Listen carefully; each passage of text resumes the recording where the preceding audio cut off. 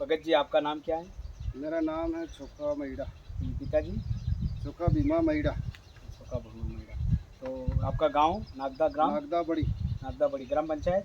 ग्राम पंचायत खेड़पुर। पंचायत समिति कुशलपुर। पंचायत समिति कुशलपुर। तो आप कितने वर्ष से मतलब ये अभी जो खेती ऑर्गेनिक खेती करने वाले हो या कर रखी है आपने, तो इसमें पहले क्या क्या करना पड़ता है, ऐसी थोड़ी जानकारी। पहले आपने स्टार्ट कैसे की? मैंने पहले क्या किया कि जब यूरिया डीएपी डालते थे तो मैंने उसको जैविक में चालू करने के लिए 5 किलो, जहाँ 20 किलो डालता था वहाँ 15 किलो डाला। और जहाँ फिर दूसरी फसल में फिर मैंने 10 किलो कर दिया। फिर तीसरी फसल में मैंने 5 किलो कर दिया। यूँ करते फिर इसको डीएपी यूरिया को 0 कर दिया। 0 कर दिया पूरा, मतलब ऑर्गेनिक पे। फिर मैंने जैविक चालू कर दिया। अच्छा अच्छा। तो मेरा ये 5वां चाल है जैविक ये जैविक करते हुए मतलब आप खुद भी करते हो और दूसरों को भी प्रेरणा देते हो, दूसरे को भी देते हैं। करते हैं। पर अमुक लोग मानते हैं, अमुक नहीं मानते हैं, पर उनको अब मानना ही पड़ेगा।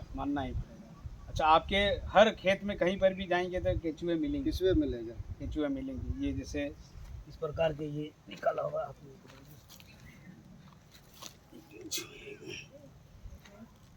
केचुआ भी बेकदार होना चाहिए।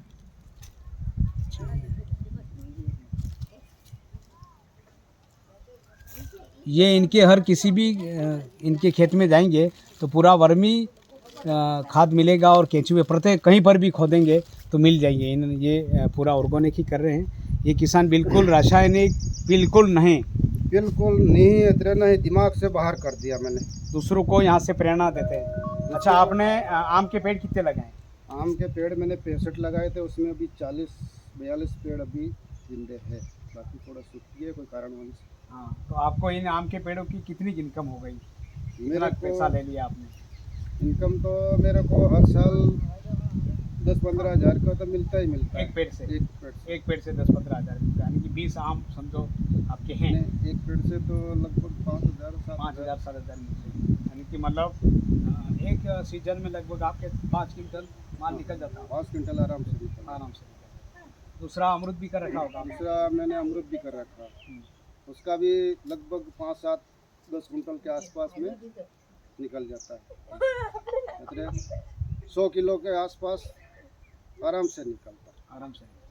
अच्छा, दूसरा आपके जैसे मक्का धान जो भी करते हो बिल्कुल उसमें कोई रासायनिक नहीं डलता? बिल्कुल एक भी खाद नहीं, यूरिया डीएपी खाद नहीं, रासायनिक खाद। अच्छा, तो आपके यहाँ जो आपने जो पकाया वो घर पे होगा? घर पे है ना, मक्का भी होगा, जो भी आपने गेहूँ भी हैं। अच्छा, और चने भी है। मतलब पूरा ऑर्गेनिक पूरा आप उपयोग में लेते हो ना। और खाद आपने ये कितना निकाल चुके हैं अभी तक उस यूनिट में? उस यूनिट में मैंने खाद तो ये करीब मेरे हर साल 2-3 टोली तो निकलता हूँ। 2 टन 4 टन एक टोली में? एक टोली में 4 एक मतलब एक साल में लगभग आपके 15-20 टन आप निकाल लेते हो? 20 टन वो पूरा खेतों में डाल देते हो। अच्छा, आपके अलावा आप दूसरे किसानों को भी उनको प्रेरणा देते होंगे? मैं उनको सबको समझाता हूँ भाई जीना हो और दवाई से अनेक बीमारियों से बचना हो तो आप ये जैविक खेती चालू करो तो उससे बहुत फ़ायदा होगा। अच्छी जीना मिलेगा, ज़्यादा से ज़्यादा 10-15 साल की उम्र बढ़ जाएगा। जो करके मैं समझाता हूँ उनको, सबको कहता हूँ। और वास्तविक इसमें मैंने करके देखा, इसलिए मेरे को बहुत फ़ायदा मिला और खाने में टेस्टी, और मैं बीमार भी नहीं हो रहा हूँ, बुखार भी नहीं आ रहा है, बहुत सारी समस्या दूर हो गई जैविक करने से।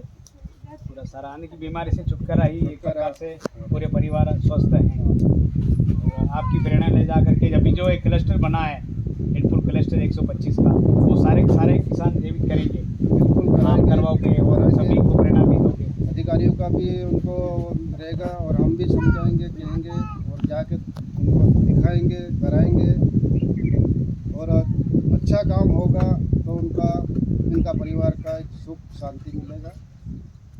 ठीक है। आपने जैसे वो आप बता रहे थे कि मैंने वो जीवामृत बनाया है, तो उसमें क्या क्या डाला था? मैंने उसमें एक तो जामफल के पत्ते और जैविक कीटनाशक जैविक जाम जाम जामफल के, अमरूद के अमरूद के और आकड़े सीताफल के, सीताफल के। हाँ, और उसके बाद में मैंने नीम के पत्ते डाले, और उसके बाद में गौमूत्र डाला, और फिर ये उसको कूट करके सड़ाया। सड़ा के न फिर उसमें बेसन और गुड़ डाला, फिर उसको उपयोग किया, तो बहुत अच्छा रिजल्ट दिखाता है और अच्छा रिजल्ट मिला है। हाँ, मतलब इन्होंने जैविक कीटनाशक बनाया स्प्रे के लिए, और फसल को देने के लिए जीवामृत भी बनाया। जीवामृत में इन्होंने ये बता रहे हैं कि एक ड्रम लिया, उसमें 180 लीटर पानी लिया, उसमें 1 तगारी गोबर डाला, 10 लीटर गौमूत्र डाला इन्होंने, और 1.5 किलो बेसन का आटा डाला, और 1.5 किलो गुड़ डाला, और बरगद के या पीपल के पेड़ के नीचे की इन्होंने 1 सवा किलो मिट्टी डाली। उसको 7 दिन तक उसमें उन्होंने आपने एक सुतली के बोरे में ढक के रखा। रखने के बाद जैसे वो 8वें दिन तैयार होने के बाद आपने बाल्टी के माध्यम से कपास, मक्का, गेहूँ सबको दिया, किसी भी फसल में दिया। अच्छा, एक तो आपने इन्होंने जीवामृत भी बनाया, दूसरा ये बता रहे हैं इन्होंने जैविक कीट नियंत्रण 10 प्रणी भी बनाया, उसका भी उपयोग किया, जिससे इल्ली वगैरह नहीं आए। इस प्रकार से इन्होंने ये पूरा इनके खेत में मतलब पूरा दिख रहा है, केंचुआ ही दिख रहा है, ऐसा है। उसमें पशु को भी फायदा है, ये घास वगैरह खाने में उनको पशु को भी फायदा है, अपना इंसान को भी बहुत फायदा है, और अच्छा रिजल्ट इसका मिला है। ठीक।